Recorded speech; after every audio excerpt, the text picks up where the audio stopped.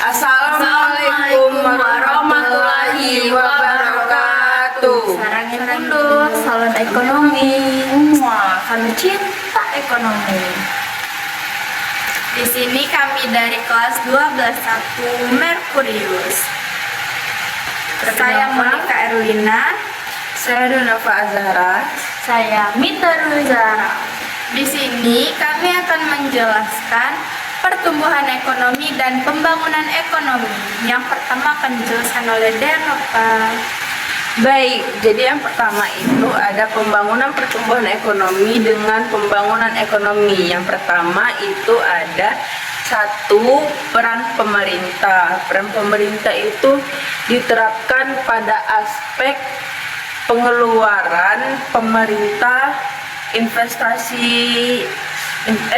pemerintah investasi, angkatan kerja, IPM sebagai faktor-faktor penting dalam meningkatkan ekonomi. Yang kedua itu ada relevasi ataupun nyata.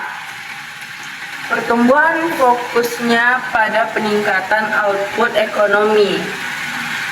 Angkatan kerja, IPM sebagai faktor-faktor penting dalam peningkatan ekonomi.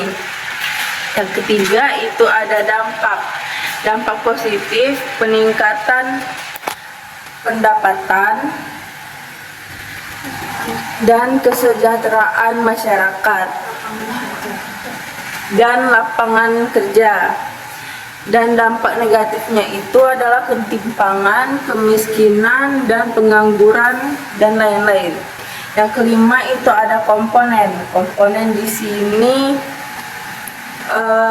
ada pertumbuhan, yaitu meningkatkan secara terus-menerus persediaan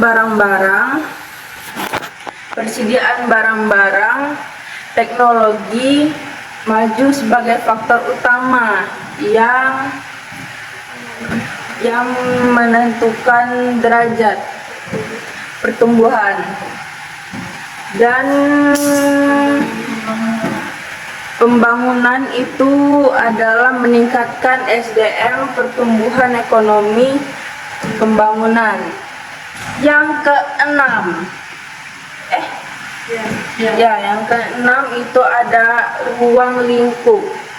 Ruang lingkup itu bisa kita jelaskan itu sebagai sebuah proses pertumbuhan SDM, pertumbuhan ekonomi. Yes. Dan yang terakhir, ketujuh guys, itu ada indikator. Indikator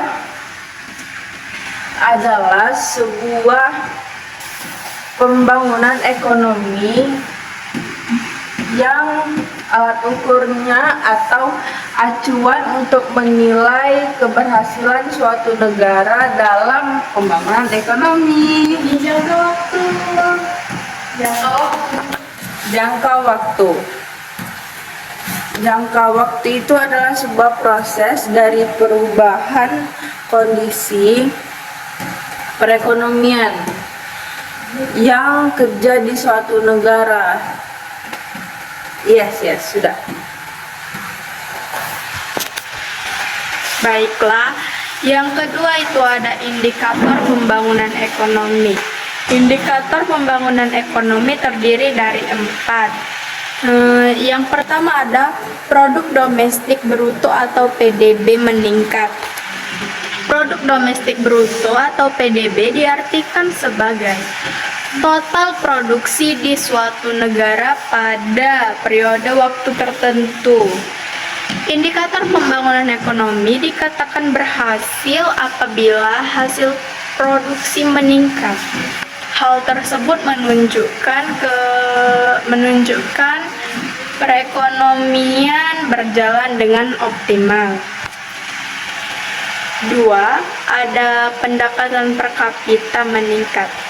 Meningkatnya pendapatan per kapita mengindikasikan bahwa terjadi pula peningkatan taraf hidup di masyarakat. Pendapatan per kapita merupakan salah satu indikator yang menunjukkan keberhasilan pembangunan ekonomi. Yang ketiga, indeks kualitas hidup masyarakat. Terdapat 3 indikator indeks kualitas hidup, yaitu angka kematian bayi, angka harapan hidup, dan tingkat melek hidup. Dan tingkat melek huruf. Apabila ketiga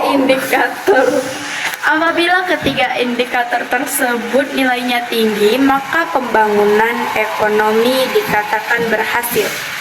Yang keempat ada indeks pembangunan manusia atau PMI. Indeks pembangunan manusia atau PMI mengukur kualitas manusia yang diukur melalui beberapa indikator antara lain tingkat pendidikan, kesehatan, dan indeks pengeluaran.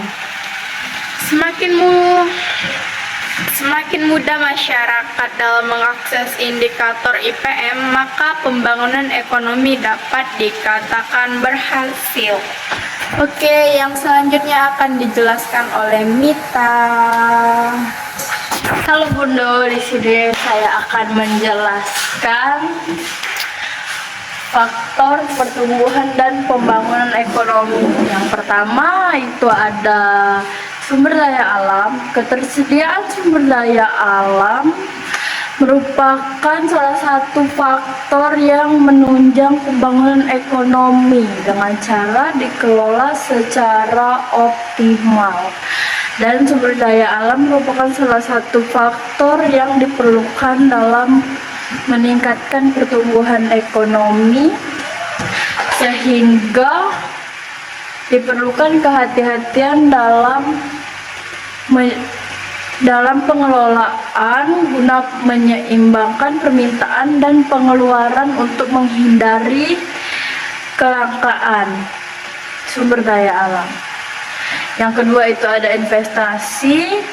Peningkatan investasi dapat mempengaruhi pertumbuhan iklim bisnis melalui munculnya usaha atau bisnis yang akan membantu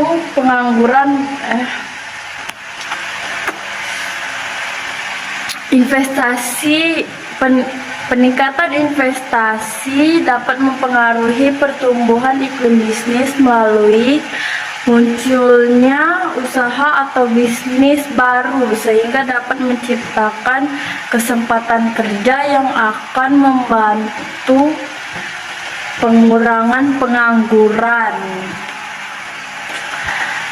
yang menunjang pembangunan ekonomi.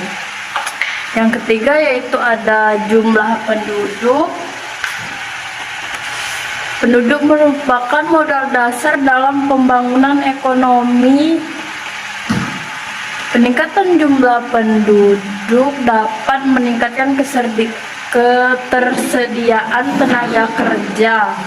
Tenaga kerja yang jumlahnya memadai dan berkualitas dapat mendorong pembangunan ekonomi. Sebaliknya, jumlah penduduk yang banyak namun kurang berkualitas dapat menghambat pertumbuhan ekonomi.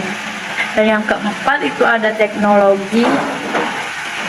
Dengan jumlah tenaga kerja yang sama, penggunaan teknologi dapat meningkatkan produktivitas sehingga mempercepat pertambahan dan pembangunan ekonomi. Baik, itu dia sekian dari saya, Bunda. Kembali lagi bersama kami bertiga.